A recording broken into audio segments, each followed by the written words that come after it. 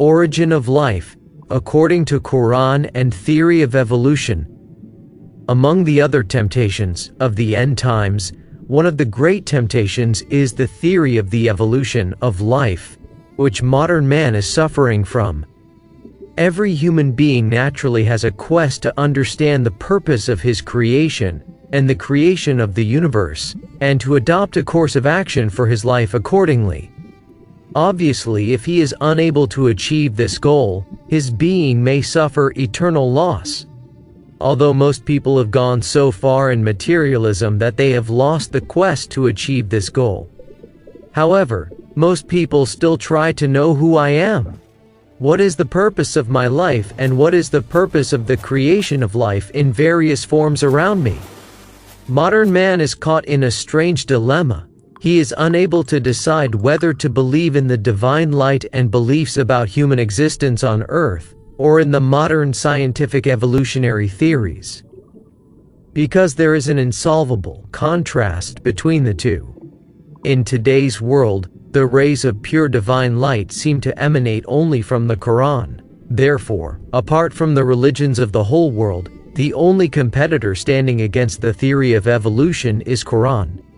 Since most civilizations lack the thought of the purpose of life in the afterlife, this theory of evolution, devoid of the purpose of creating man and the creation of the universe, has been accepted by most people. But unfortunately, it has to be said that some Islamic scholars also seem to be influenced by the modern theory of the evolution of life, and they have tried to fit this theory into the framework of divine beliefs. But this has further complicated the matter, and thus today's man in general and Muslims in particular are at a crossroads and are in great hesitation. If you are among those who are concerned about understanding the purpose of their creation and life, then this article is for you. An effort has been made to explain the matter in simple and common sense terms instead of using difficult terminology in this article. Indeed, the authority to give guidance lies solely with the true Creator, Allah, the Almighty. This article consists of the following three parts. 1. The modern evolutionary theory of the creation of life, and the objections raised against it. 2. The Quranic theory of the creation of life, and the arguments for its validity. 3. Determining the origin and beginning of human on the planet Earth. Part 1. The modern evolutionary theory of the creation of life and the objections raised against it. The theory of evolution was originally proposed by Charles Darwin, but with the passage of time, modern science has been very active in strengthening this theory with the help of biological research and discovered fossils. According to this theory, the first living cell on Earth came into existence 3.8 billion years ago underwater. Early life was very simple, but over time, this single-celled life evolved into multicellular and other complex life forms under the conditions of personal and environmental needs. This life came out of the water and came to land, and after millions of years took the form of present living organisms and plants. Man is the culmination of this evolution that came into existence from the lineage of apes. According to this theory, the first cell was created spontaneously and continued to evolve automatically, so there is no intervention of any creator in the creation of life, nor is man accountable to anyone. Thus, this theory, which actively denies the existence of the Creator, Allah the Almighty, has proven to be extremely misleading for modern humans. Explanations are certainly offered in response to the objections that arise against the modern evolutionary theory. However, they are nothing but extremely baseless and irrational assumptions. In an attempt to hide the eternal truth of the confession of the existence of the true Creator, we are being lied to over and over again. Consider some of the ambiguities that arise in the mind regarding this false theory. 1. The theory of evolution states that the first cell to come into existence was completely simple. If it is assumed that life began with a cell with a completely simple structure, still it is necessary to assume that this cell had certain characteristics, such as a body structure separated from the outside world by a membrane. a system for absorbing nutrients from the environment, genetic material, RNA, and a reproductive system because without it the life and further evolution of this cell cannot be proven. Therefore, proving a design structure of the first ever cell to be self-generated indicates the very foundation of this theory to be false. Can a rational person believe that the intelligent structure of a cell can come into existence spontaneously from inanimate matter? Even today, in this scientific era, if scientists from all over the world try to create a complete cell in the laboratory with the help of modern technology, they cannot do it. Then how did that initial cell come into existence spontaneously? 2. How did this first cell, which came into existence by chance, got the ability of making an identical copy of the genetic material RNA, and to produce other cells through further division and division? 3. Since countless cells on Earth would have formed through further division and division, the beginning of the evolutionary stage cannot be proven blindly.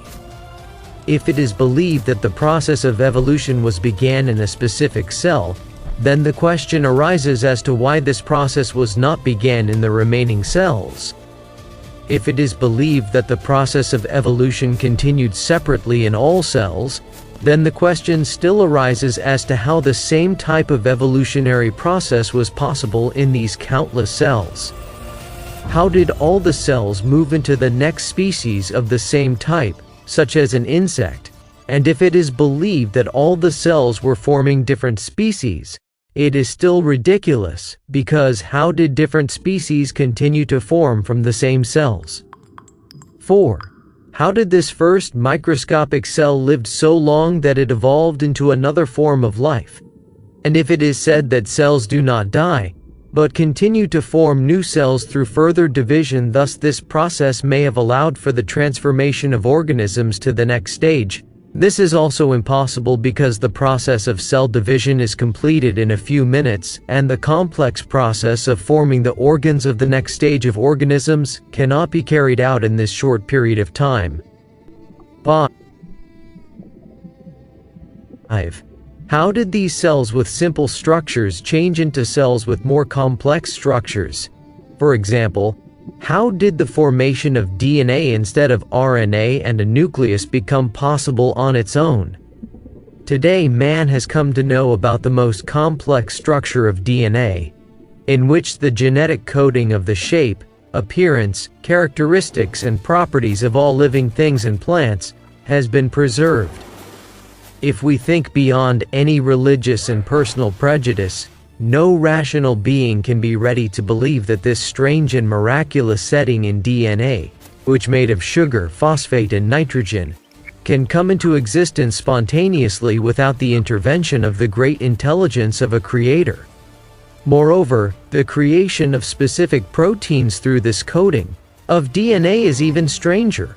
The specific functions in their specific factories by the cells inside the human body, in such a way that we do not even feel it, is a miraculous process. 6. The setting of DNA cannot be changed except through the process of mutation. Mutations are random changes that occur in DNA during its replication, due to errors, or due to external factors such as radiation and viruses. The theory of evolution states that if the characteristics that arise in species due to these errors and destructive changes through mutations are compatible with the environment and helpful in reproduction, are permanently transmitted to the next generation. Now, if we consider the most complex bodies and organs of living beings, it seems very far from reason that all these most complex and perfect species have been formed as a result of errors and destructive processes in the structure of DNA. This theory is equal to tell that in ancient times, due to severe earthquakes, rocks kept falling down and accumulating and formed the pyramids of Egypt. 7. Consider how random cells can form the unique shapes of an animal's organs, such as legs, brain, heart, kidneys, lungs, hair, teeth, eyes, ears, etc. How the unconscious cells realized that the formation of an organ had completed, and they stopped to grow more cells. For example, raise your hand and look at the arrangement of your fingers, the structure of the bones, the structure of the nails, the composition of the muscles, the network of veins, the blood flow in it, the skin covering it, the unique identification marks on the fingertips, etc. Did random cells form this intelligent structure of your hand at own? Now imagine the body types, shapes, colors, and textures of millions of species of both living beings and plants in the world, and consider how all of them form just by a blind and unintentional process. 8. Today, there are about 1.9 million discovered species in the world. The physical appearance and characteristics of each species are unique to each other, and each species is complete in itself. Not a single species of these living species is undergoing a stage of change. If, according to the theory of evolution, species are gradually changing their appearance, then why do we not see each species as a collection of several organisms today? Has evolution come to a halt during this period? Also, why have we not found fossils or structures that share the changing appearance of many organisms? For example, a single fossil or structure that has the legs of a lizard, the wings of a bird, the spine of a cat, the ears of a rabbit, the tail of a monkey, the teeth of a rat, etc., or a half monkey and half human. On the contrary, why are the fossils and structures of each species of organisms being found are in their complete structure and identity? 9. If life originated from a single cell and the cell developed and transformed into a perfect species like man, then why have today's single-celled organisms such as bacteria and fungi remained single-celled even after millions of years? It is very strange that on the one hand, this cell became a miraculous creature like man, and on the other hand, it exists in the same form. Or if man evolved from a monkey, then why does a monkey exist in its original state? 10. Every form of life discovered so far has the presence of pairing. This is the characteristic of living beings without which reproduction cannot be imagined. So how did the formation of pairs in the first cell and the subsequent reproduction process become possible spontaneously? The structure of the cell is certainly quite simple. But when it continued to evolve into the form of other living beings, how did the formation of complex sexual organs with different characteristics in males and females become possible in so unique form? 11. What would have the sex of a newly separated species during the evolutionary stages? Consider that male and female are two opposite sexes. Now the transformation of one species into another could have occurred simultaneously, either in the form of a male or in the form of a female. As the sexual and reproductive organs of the male and females and the chromosomes in both are completely different, how it become possible to form two different sexes together by the transforming species? The formation of sex is not a matter of a single species. A change into two sexes every time by coincidence in the millions of species cannot be imagined. If the process of change would have occurred in one sex, the process of evolution would not become possible. There is no explanation for this in the theory of evolution. According to this theory, it is a long process spanning millions of years, so it cannot be known. 12. The Y sequences of the bodies of living beings is enough to reject the theory of evolution. Just look at the sequence of the human body. Every organ is in place where it should be. For example, what would happen if the eyes and mouth were behind, the legs above the arms, the head below the genitals? Could this arrangement have implemented blindly in millions of species? 13. According to the theory of evolution, all species have evolved under natural selection. That is, only those species that had the ability to compete with the environment have survived and reached their current form. And the examples of extinct species given in this regard include the elephant-like woolly mammoth, the dodo bird, the megalodon fish, the Irish deer, etc. But all these organisms were strong and complete, not some semi-transformed creatures going through an evolutionary process. They may have become extinct due to predators, unfavorable environments, or reproductive failures.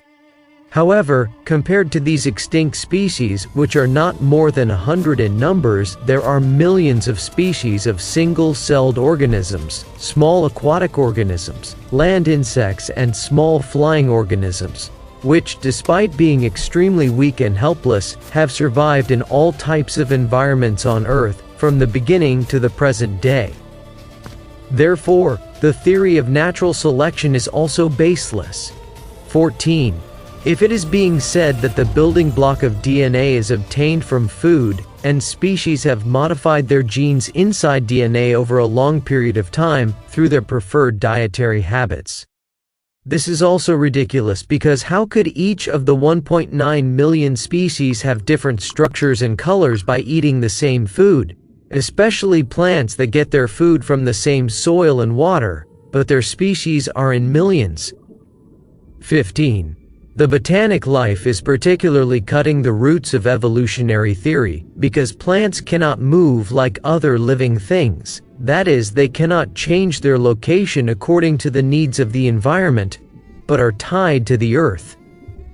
Then how did their millions of unique species come into being? Did plants design their leaves, stems, fruits, flowers, etc. by themselves through evolutionary stages, or by modifying their genes at own?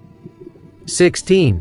One mistake made in the formulation of the theory of evolution is that living beings were created first and food for them later. Imagine if a chick is born in your house but you did not have any kind of food to feed it. Could it sustain life? Consider if, according to the theory of evolution, plants came into existence after a long time, then how were the first living beings alive when there were no sources of food? 17. The theory of evolution says that the first cell was created by chance. So how did the 1.9 million species of living beings on Earth also separate from each other by chance and become individual species?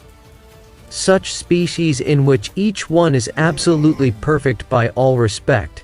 It is not possible to believe that a single cell could have come into existence by chance. So how can this process of by chance be believed to have repeated itself 1.9 million times? Theory of evolution used to tell us that the evolution of life from the first cell and the transition from one organism to another has been in the form of a ladder. But this irrational theory was changed by itself, and now, according to this theory, organisms have been evolving in the form of a tree. But even this attempt did not eliminate the irrationality of this theory, but rather it became more suspicious and ambiguous. Consider the structure of a tree. First of all, the trunk of a tree remains intact from the beginning, only the branches spread. Therefore, if the species of organisms also continue to separate and further separate like the branches, then, like the trunk of a tree, a species will have to be considered ancient and eternal. Can the theory of evolution tell us in what form that single ancient species exists today? And secondly, the branches on a single tree always grow the same. Whereas in the theory of evolution, the emergence of different species from the same ancient trunk is a very strange logic.